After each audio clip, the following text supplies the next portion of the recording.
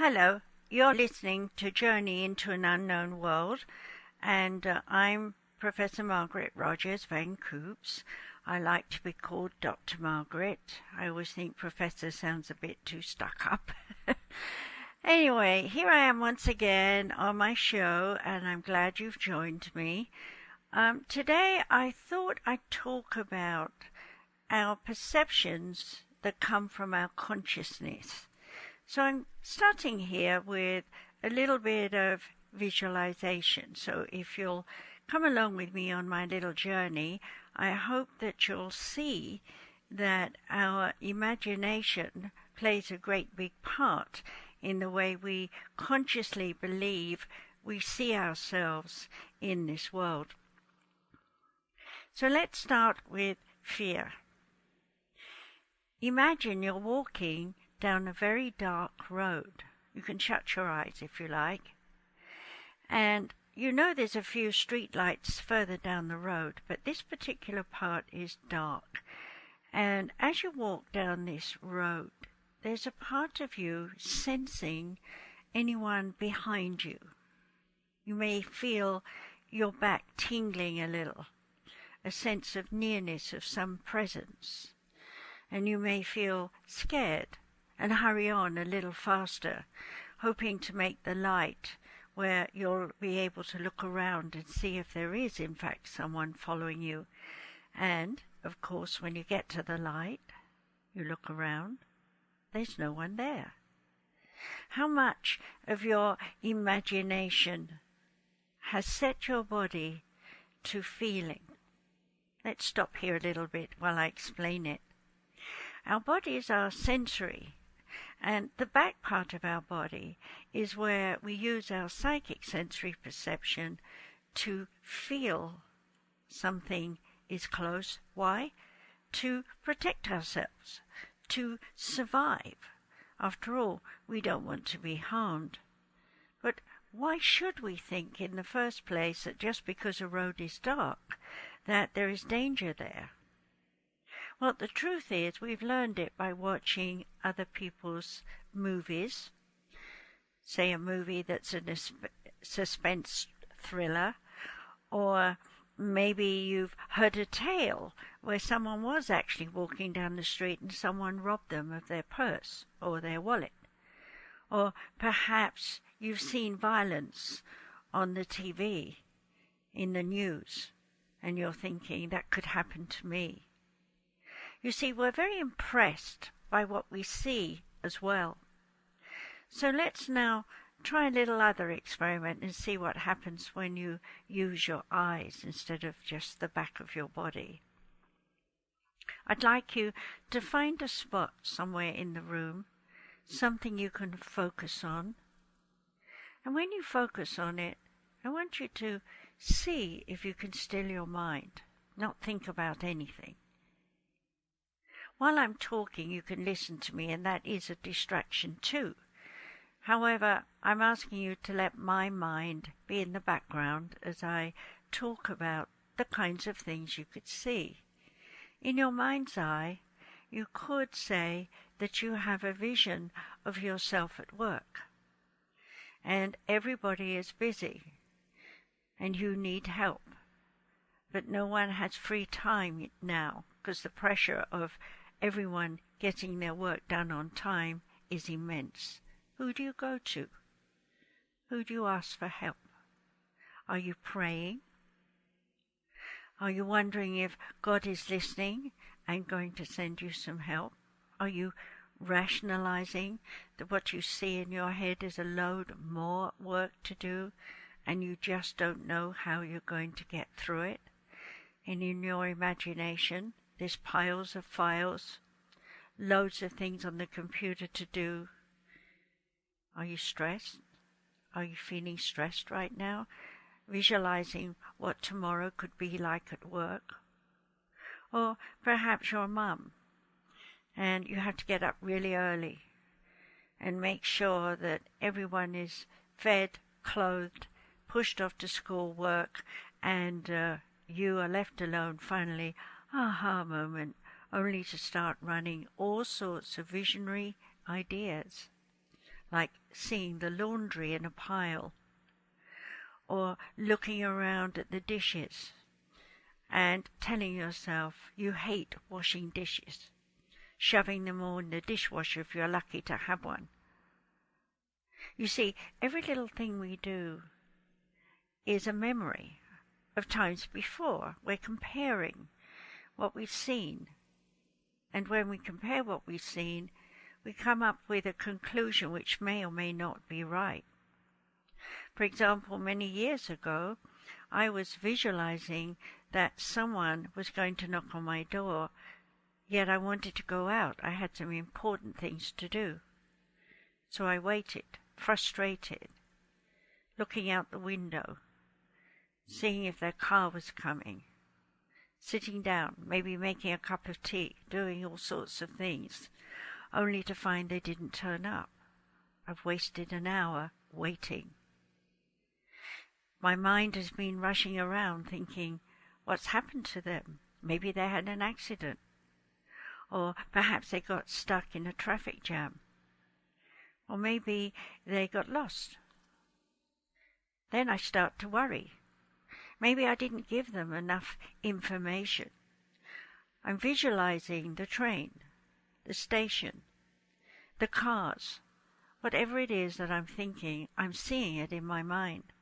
So my conclusion at the end of that process was to say, oh well, give up. It's beyond my control. I hope she'll call me and let me know later. So off I go out, do what I have to do, get home, to find her waiting on my doorstep. Where were you? Waiting for you? You didn't come? Oh, but we were supposed to meet at 2, not 12. Ah, now I look foolish. I've made a visual mistake. I didn't check things. Now I don't feel so good. I'm embarrassed. I wish that I had foreseen that I should have checked and double-checked my diary. That's just one predicament that I had many years ago. Of course, we all have our own mindsets, and we all want to make up our belief systems with visions and with feelings to come to a conclusion that feels comfortable for us. Of course, when the idea is comfortable, then we expect everything else to fall into place.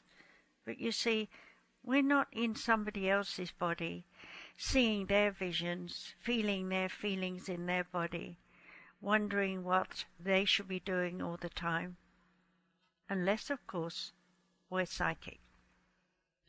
I, of course, have been psychic my whole life. So, in that particular instant where I'm talking about, I had this overwhelming feeling there was some kind of danger. I didn't have a cell phone in those days. I couldn't call her if she was on the train or in a car. So I had to wait patiently, and wait I did, and she didn't turn up, and so I went out, and she turned up later. Well, there's something to say for cell phones today. Excuse me. But you see, all these communications, so easily to do now, doesn't help us very much, because they're very short messages. I'm late. I'm on my way. Or maybe traffic jam. Held up, frustrated. Okay? Yes, at least I had input then, and then I would know where she was and what she was doing. But I wouldn't know what state of mind she was in. I wouldn't know whether she was enjoying herself in the car or singing away to herself, listening to her favorite music, not frustrated at all. But if she said the word frustrated, then my mind would go into comparisons, wondering how she felt, and was it the same as the way I felt, so that by the time she arrives, I can identify with her state of awareness and try and be a comfort. But what if I'm frustrated still? Supposing I'd gone out and nothing had gone well, and I've come home with wasted time yet again elsewhere. Now, I might be angry. And if I was angry, it might be hard to be empathetic and sympathetic to my late arriver. who in her opinion is on time. Well, we could get into an argument about it, couldn't we? We could be throwing off absolute, dialogues of discomfort and distress. Or we could take a deep breath and then say, oh dear, well, we made mistakes, but here I am, here you are, let's go inside, have a cup of tea, and do what I thought we were going to do 2 or 3 hours ago. Well, even when we have someone who is close to us, there are these kinds of times when we're more familiar with people that we decide that we expect them to understand our various states of emotion. And all the while that we're getting fearful, angry, frustrated, our aura is starting to change colors. It's starting to have more red in it. Red is the color of anger. It's starting to have a darker blue in it because this is the color of thoughts. And it's starting to have more darker green in it because this is the color of nervous system. Well, I could go on with all the colors, but I want you to understand that when we're negative, when we're worried, fearful, painful, we want a lot of sympathy. And so we become a bit wimpy, as it were, and our aura lacks strength. So anyone in the room with us who is stronger than us is immediately an emotional threat. You might say, well, why would that be? Well, the bottom line is no one likes to be told what to do. So in a state of distress, one just wants a hug. But unfortunately, most people who are stronger take a look and see our state of distress and immediately want to give counsel, advise, take over control of our things and the people that we love, and tell us we need a rest. Go get to bed. How can we go to bed and rest with all these worries on our mind? Have to do the washing, have to prepare meals for the next 2 days and put them in the freezer because we're going to be out, have to clean the house, or have to get online and work in the home because we have something keeping us at home and we can't go out and do the things we'd like to do. Of course, there can be a lot of frustration in being out and about. For example, recently I went to buy some screws, and when I got home, the frustration wasn't the screws, it was the fact I'd chosen the wrong screws. So I had to jump in my car again, go back to the store. They were very, very nice. They changed over the screws, and I was happily sent on my way. And of course I fixed the thing that I wanted to fix. But it took twice as long as I expected, all because I didn't know what I needed to buy. Well, I'm sure you're listening to me and thinking, oh, that's happened to me too. Because yes, everyone goes shopping and everyone finds that sometime, somewhere or other, the thing we've bought doesn't work or doesn't suit us or is too big or too small or even is a present from someone for Christmas present, shall we say, and it's not the kind of thing we wear. But there's a price tag in there and we can take it back. But when we go back, we find out that it was a sale item and that we don't get as much money as we thought we would get, so we can't buy something as nice as we wanted to. Frustration again. Maybe a little bit of being ungrateful. Maybe a little bit of judgment in there about your friend should know better or your family member should have asked you first and so on. You see, the mind is consciously rationalizing, justifying, explaining to self why it's okay to have the negative emotions so that we can get the empathy and sympathy and love from someone, somewhere, in time. Now I say in time because some of us seem to go from one person to another searching for friendship, love, comfort, support, and yes, even take over for us and carry our burdens for us.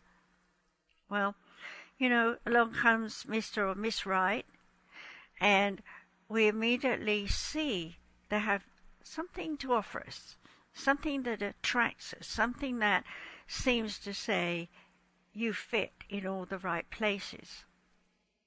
What I've noticed over the years when I'm counseling couples is that this idea that this someone can fill up all the empty spaces and places inside a person is actually a fantasy, because none of us can think consciously or deep subconsciously, spiritually, be aware of every single need that a person is laying out before us and just wave that magic wand and say, hey presto, you're better. So in relationships we find a lot of misunderstandings about one another. And when time passes and we've watched many misunderstandings rear their heads, maybe cause an argument, cool off a bit, say it doesn't matter, and move on. But the truth is, it does matter, and the truth is, we don't move on. What we do is count. Now you might say, why would I want to count the number of times that this person hasn't understood me, or taken over, or done something that's upset me? Well, the bottom line is, consciously we don't really know how many times, but the subconscious has stored every memory of every time that individual person has in some way let you down. And though you may say it's happened hundreds of times, it may be an exaggeration, to you it feels like 100 times. And if you could actually recall every little itty-bitty thing that that person has done under your category of not filling my spaces, my holes, helping me get rid of my stress and depression, then you probably find it's thousands of times. But the truth is, no other person can fix us. We have to face our own horror stories that we create within our conscious mind. So going back to walking down that dark street, if you were to take a deep breath at the top of the street and look down the street, you would ask yourself from your psyche, does this feel the right way for me to go tonight? And if there's an instinctive no, then you go the main roadway, maybe the long way, but you will walk there in lights and feel safe and know that there are many cars going by that you could scream for help. Of course, the rational mind can push that idea away. For example, I'm late, I have to hurry, I need the short trip, I'll go down this dark road. Well, it's your choice. And if there is someone lying in wait and you were right, then you've ignored your psyche. You haven't listened to your spirit self, which lies in the deep subconscious part of your brain, right at the back. And so, no one's to blame if something happens to you, because you've knowingly ignored your own warning, and you've gone that way, and you've set yourself up to go through that experience, knowing it will teach you something incredibly useful in your future that you may use, for example, as a teacher, a coach, a counselor, or even a priest. Let me now talk about the inner sense of knowing. Sometimes we have, shall we say, I'm just sitting still, not thinking about anything, having a moment of rest when my brain decides to switch off. I might even be a little bit sleepy. And as I close my eyes to just give myself a moment or two to be quiet, suddenly I hear a voice that says, "Call Sally." Immediately I might say to myself, Sally, I haven't talked to Sally in years. I don't even know where she is. I wonder where she is. And then a while later, when I'm up and about, I go to my computer and there is an email from Sally. And Sally is saying, help, I need help. You see, in the oneness, our spirits are all connected. So when you think about yourself walking down that lonely pathway, or walking into your office where all those people are, wondering if they'll give you any time of the day, what you're really saying is, I'm not connected emotionally to their spirits. I'm not aware of my need to know they are friends, not enemies. Now that brings me to the point of enemies. Yes, people do come into our lives and they are nasty to us. They want to pick our bones, as it were, and destroy our sense of self-esteem, self-worth, and value. Now, if you meet someone like that, your defenses will be up, and you will be psychically aware that they are a troublemaker. But if you're in your conscious mind, and you don't listen to your spirit, you will bite, you will be afraid, you will let them dominate you and lead you where they want you to go, and you'll end up somewhere where you don't want to be. I once met someone who was badgered by her boyfriend to get married. In her heart, her instinct told her he was not the right man. But he pressured her so much that she pushed that idea away and began to rationalize, well, he's talented, he's making an income, he will be able to buy us a house. This list went on. And as she sat there talking to me, I could see that she was in love with what he could give her materially. She was not in love with his spirit, with his soul. And I told her so. And she looked at me astonishingly and said, how did you know? And I said, the same way I can read your spirit, you can read his. If you're truthful to him and to yourself, you will decline the idea of marriage and maybe spend a little bit more time, knowing him, discussing things, learning about him. And ultimately, if you can't find some bond on the spiritual level, then you'll both realize that you are not meant to be together. What followed was rationale about engagement rings and looking at houses and all these material things, and she felt that she would be letting him down if she said, no, I won't marry you. And I said to her, isn't it better that you hurt him a little now than hurt him a great deal when maybe a baby's arrived and you want a divorce? And she looked at me and she said, I had the dream that I was going to divorce him if I married him. So I said, see, your instinct was telling you. That's your spirit coming into your dreams, telling you your truth. And I want all of you who are listening to realize that even those who say they can't remember dreams are doing this. You are processing from your deep subconscious, through your subconscious, into a dream state to awaken with a little bit of bits and pieces of that dream that your conscious mind can rationalize and explain away to you while wide awake. She could see that she had both sides of the apple, as it were. She could see her spiritual self telling her that this was not the right arrangement or the right marriage, and she could see her everyday conscious self fighting that, resisting listening to the truth, while trying to convince herself that she was in reality really in love with this man. So I asked her to shut her eyes and imagine this man is right in front of her and that he wants to kiss and hold her and hug her. and she began to cry. And I asked her, "Why are you crying?" And she said, "He doesn't hold me like the way I want to be held. He doesn't seem to kiss me in the way I love to be kissed. In fact, we're not very physical either, so I'm missing a lot."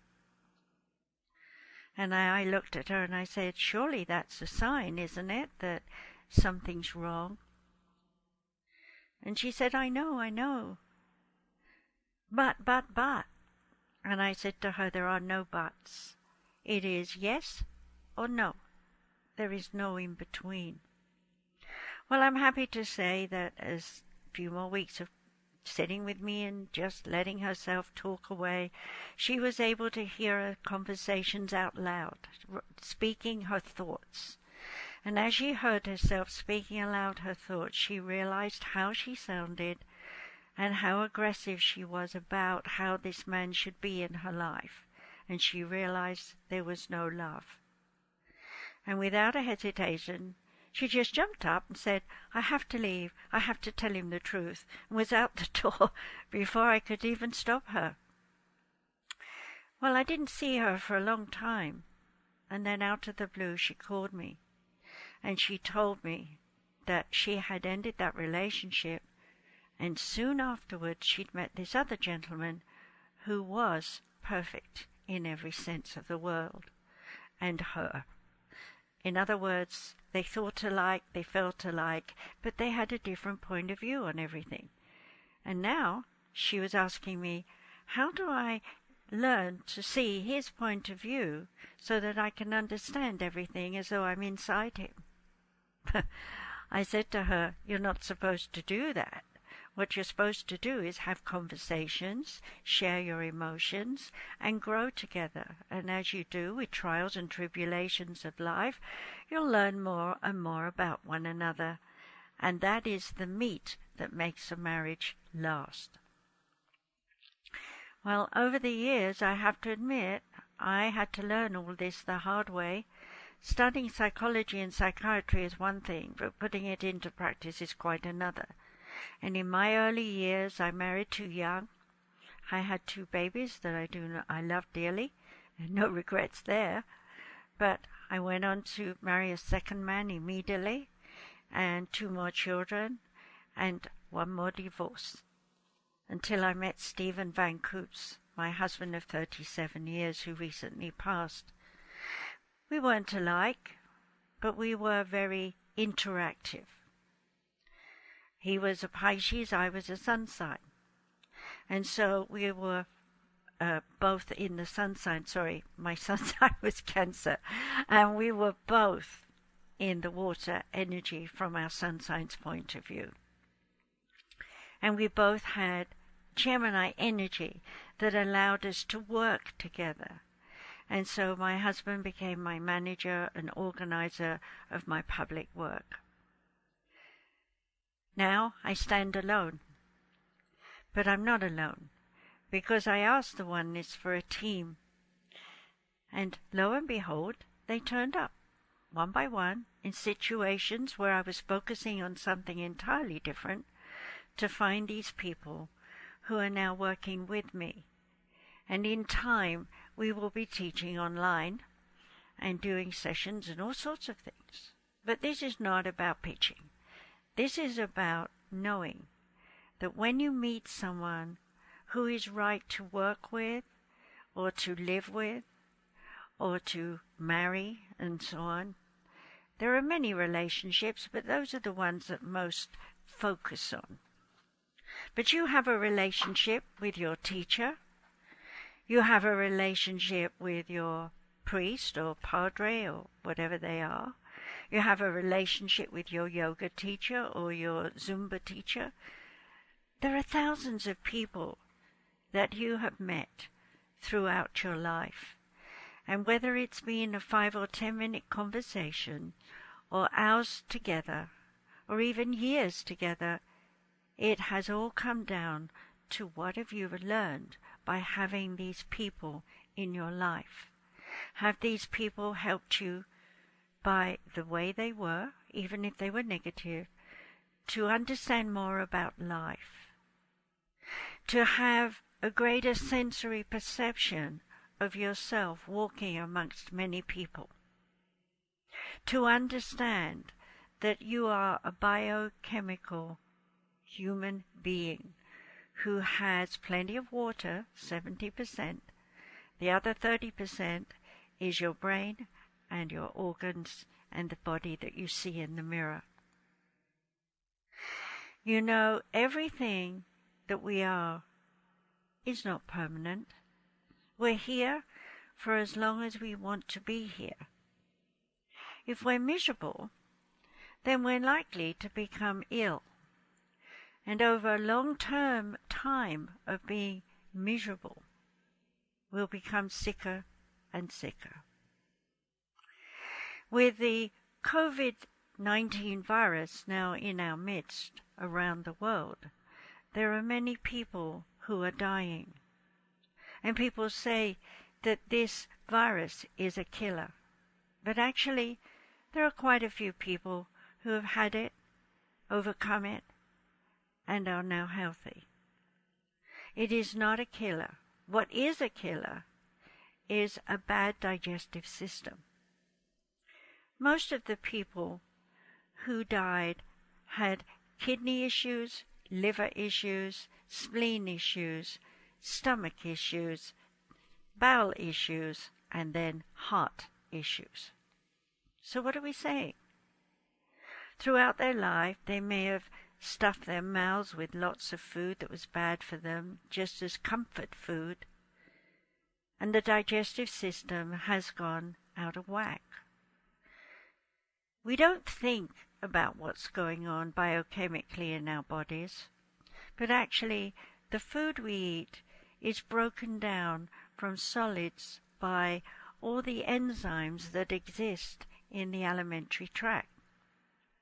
So if you're eating the right foods and you're making sure that you have the right enzymes topped up every so often by taking the pills from the natural health stores that put the enzymes back in your digestive system, then it's going to kick in and be able to deal more efficiently with the food you eat. But if you're putting food that's been augmented, shall we say, changed, made to be more attractive in the pot or the carton, it looks enticing, but it's got lots of additives, if I can say the word. Those aren't meant to be in your body. Those upset your system. If you drink beer, you put too much yeast in your body, that will upset your system. If you take street drugs, of course you know what's happening there. Everything goes haywire. So how can you expect to have a very positive attitude about yourself and the world if you're not feeding yourself correctly? When I look around at the Americans here, I see people who are approximately 100 pounds overweight. That is a lot. And when I see someone who weighs 350 pounds, that's a death walk. Your poor heart is straining away to help you walk, to talk, to sit, to stand.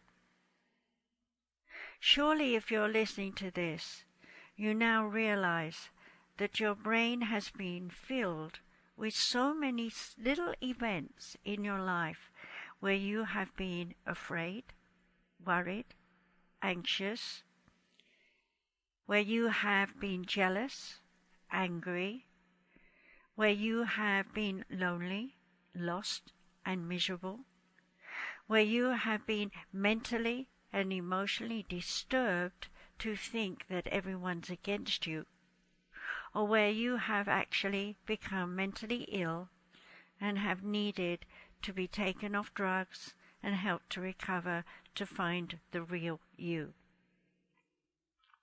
So why would you want to harm yourself so much?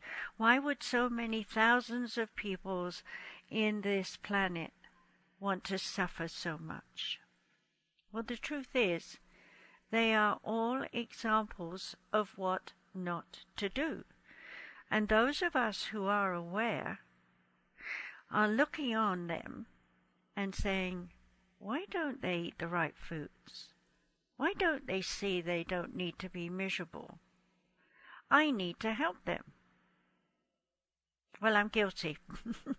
I've been helping a lot of people for so many years in my life. In fact, since I was born, in truth. I was a child healer, an adult medium, and then a nurse, a doctor, and now a professor. And still, I'm helping people. But I don't carry them. I don't worry about them. I don't make them do what I want them to do. I don't expect them to rise to a certain level at my beck and call. I allow them to find their own way by suggesting, offering some kind of alternative way to think and feel about a situation. You know, we're all capable of that. A friend of mine said, I wish I was as psychic as you are. I would love to be a counselor. And I immediately said to her, you are a counselor. You are channeling. You don't have to know you're psychic. It is part of your consciousness. Well, a few days later, she was in a situation where a person needed counseling. And she said, it just poured out of my mouth. I just knew what to say. And that person took my advice and is working with it. And I felt so great. I want you to know that if you choose to come out of the darkness into the light, then you will find that you are inspired by your spirit guides, even if you do not know they're there, to impress you with something you're looking at and something you're listening to, and maybe something that you feel deep inside that is like a calling to awaken, to be different. When we know we want to be different, it's kind of scary. You know, people say, I can change in the blink of an eye, but the truth is, it takes a trauma or a great revelation for that to occur. And they do happen, and they're wonderful when they do. But either way, they're traumatic in the sense of change. We are all encoded with a soul structure coding that gives our DNA the programming that we need in order to survive in this world. Science has come a long way since I was first a nurse. Technology has made it easier to see inside the body through sound resonance and through X-rays, where they use light and radium therapy. There's so much that has come forward from the days when I was born. And in another generation, there will be even more. One of the things I was enjoying on Star Trek was watching how the people, whoever they were harmed in some way, and they would just grow a new leg, put on some equipment that stimulated all the cells to repeat and regrow their system. How would they do that? Well, the brain knows how to grow a baby. After all, when your egg, was fertilized by your father's sperm, and you were then activated in a connection to that sperm and ova, now becoming a zygote, sticking to your mother's womb. At that point, you're not in the body. Your spirit is not there. You are just saying, aha, my body is being prepared for me. And when the quickening comes at 3 months, That's when you would have joined and given your coding to the baby inside so that you could integrate the coding of your mother with your own.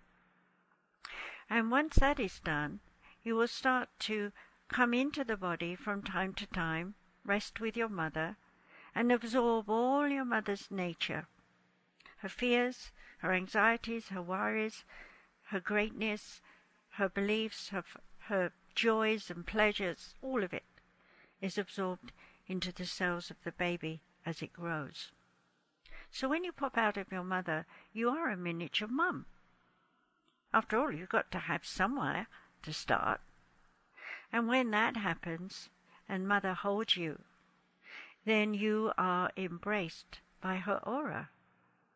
And that stimulates your aura to expand.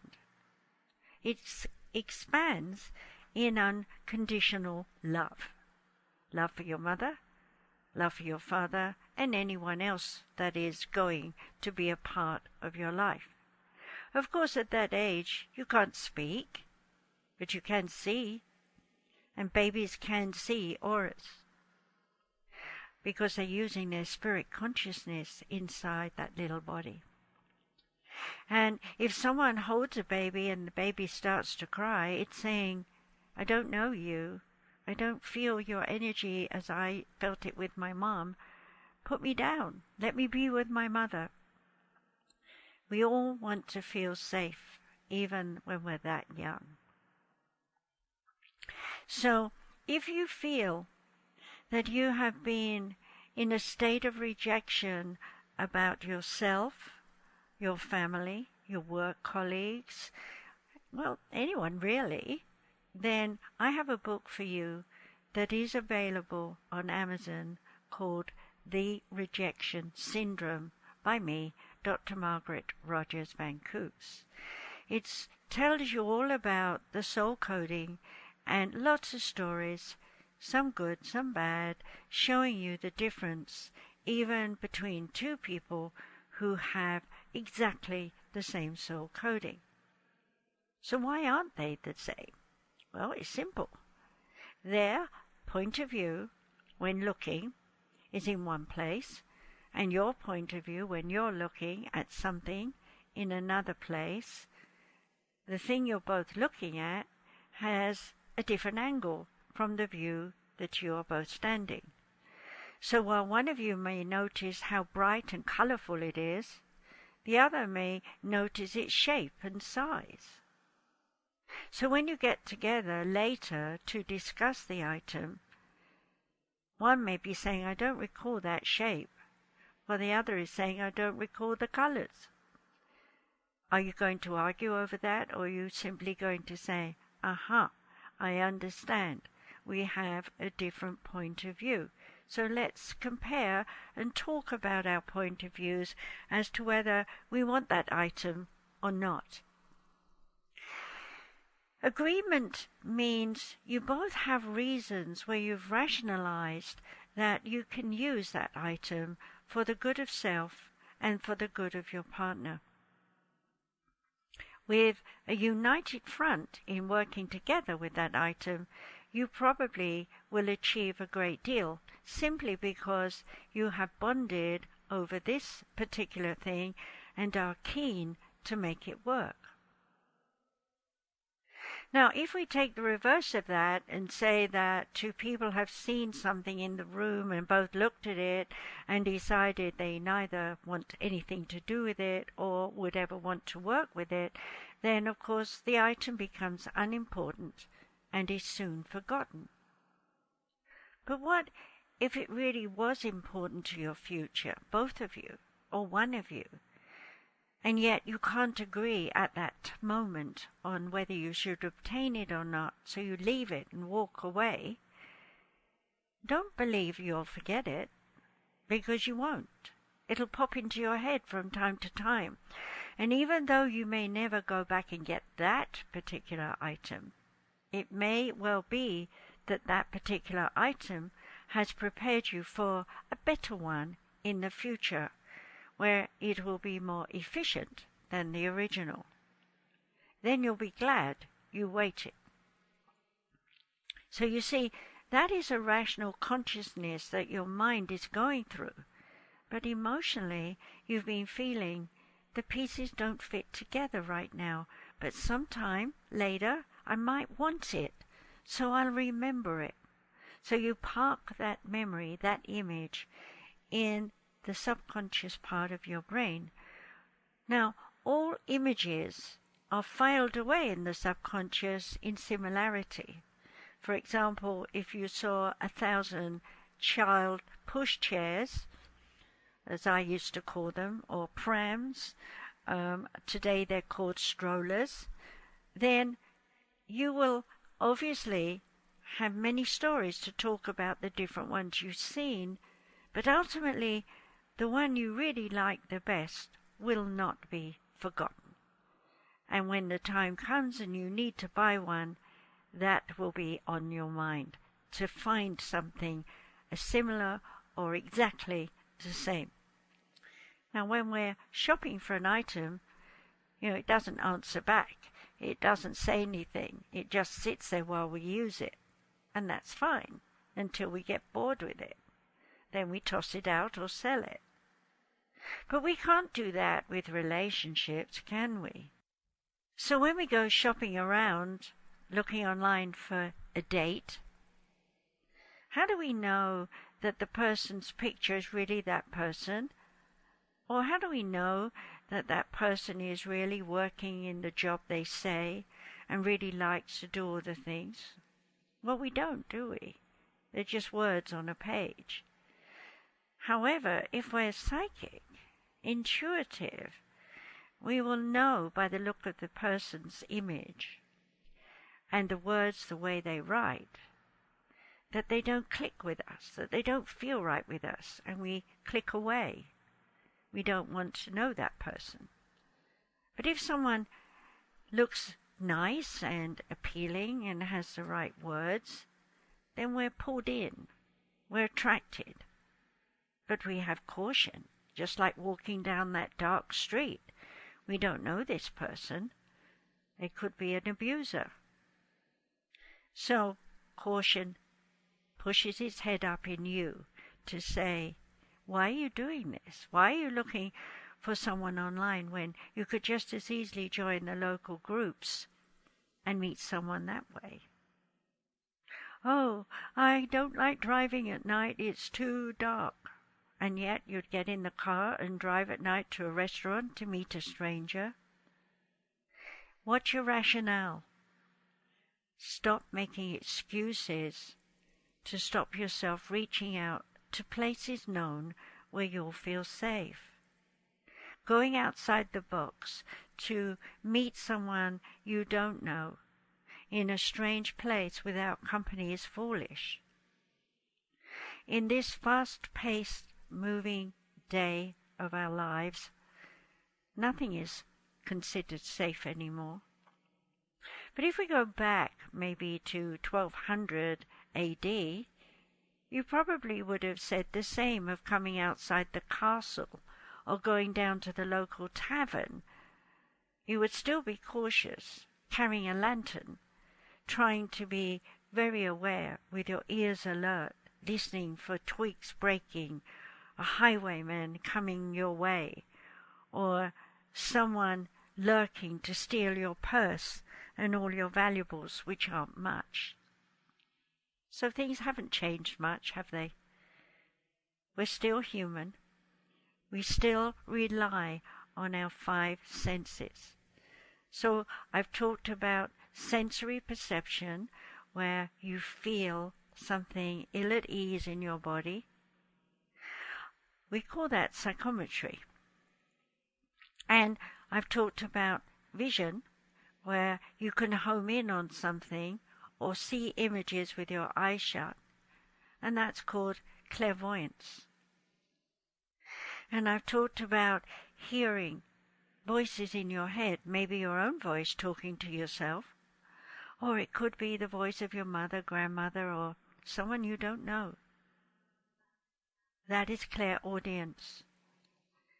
And if you are now thinking about things you want to eat, smell, and taste, we need to be a little bit like a dog for the minute. Smelling something stimulates the digestive system. Remember, I was talking earlier about the digestive system. When you see that food and it looks really beautiful to eat, does it really mean it's that tasty? And if it is that tasty, does your spirit self say, yeah, but there's something else in it that's not good? You see, an animal will sniff, maybe lick a little, and walk away from food that is contaminated in some way. We are no different. Here's a little example of something that happened to me in Japan. I'd been teaching and it was late at night, about 10 o'clock, and we were on our way home, and both I and my interpreter were starving. So it was a holiday weekend, so we were looking for a cafe that was open, and we found a little Japanese mama and dada, papa, how they say it over there, mama and papa cafe shop. And we went in there, and as I went in, I felt this was not a good place to eat. And my friend and I stood there discussing it for a moment, and she said the same. She had the same feeling. But there was nowhere else to eat, and we were starving, so we ignored our feeling and went in and sat down and ate Japanese food. Well, an hour later, while I was home, I threw up. I'd eaten poison. Something in that food was not right. It was off.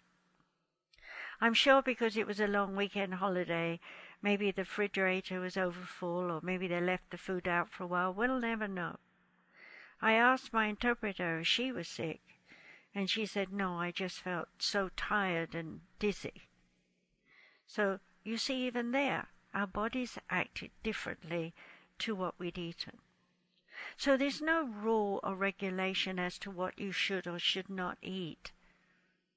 It's up to you to use your sensory perception to look at the food, to smell the food, to feel the food, and to even, if necessary, listen. After all, some food turns up sizzling and crackling, and others popping and boiling in hot water. Depending the country you're in, there are sounds with food. And if you're bringing all those 5 senses together, smell and taste, touch, seeing, hearing, then you are going to know if that is good for you or not, because your psyche will tell you. A very long time ago, too, when my second marriage, there was a bug going around for the alimentary tract, the digestive system, and everyone caught it in England. Everyone was throwing up, okay, and visiting the potty at the same time. Hard time for everyone. And I was at home in Japan teaching, so I wasn't affected.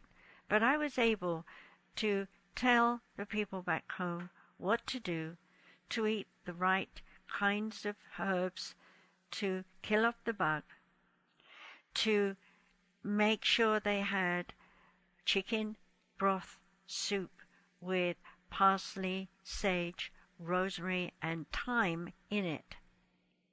It's one of the old-fashioned recipes that has been passed down from ancient Roman times.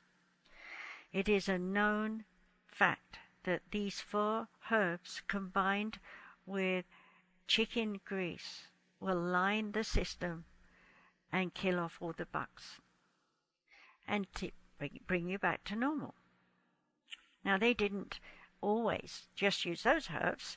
Sometimes they put some other ones in, depending on what else was wrong.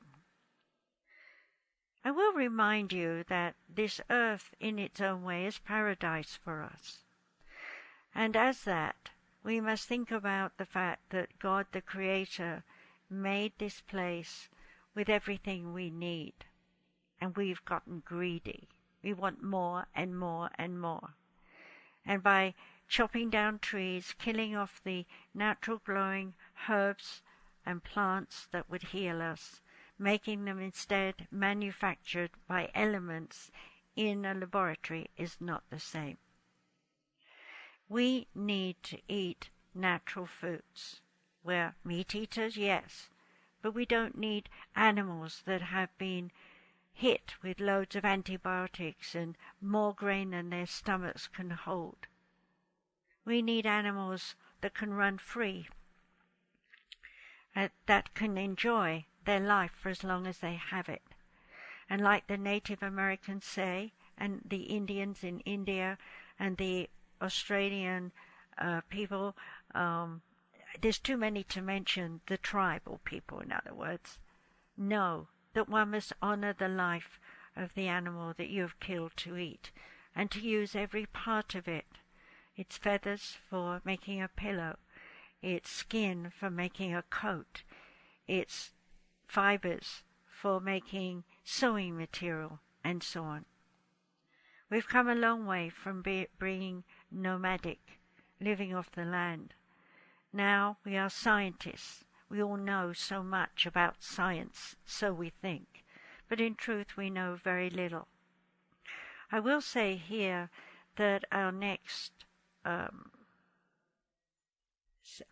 want to say that our next fuel will be sonic sound. And that sound will be trapped and reverberated and resonated and echoed in certain ways to create light. And that light will give us heat, give us power, and we will be a different kind of human yet again. So here I am, coming to the end of my little talk. I hope that you have enjoyed everything that I've said and will give some thought to your own life and to your relationships and to the value of everyone who comes into your life, even if they are miserable and horrible. Because somewhere in there you are growing because of them. And as a person evolving, you will be a better person to everyone else that you meet. If you'd like to learn more from me, we will soon have easypeasysolutions.org up. And if you'd like to study with me, you can go to that website and leave your name, email, your phone number, if you'd like to, so that I can contact you. Your interesting subjects you'd like to study. For example, you may be interested in hypnosis, or you may be more into meditation, or perhaps you're into crafts and arts and music, just to start with your creative self. And then we can go into more important issues. We will start the program with looking at the different types of relationships, some of which I've talked about in my radio show here today.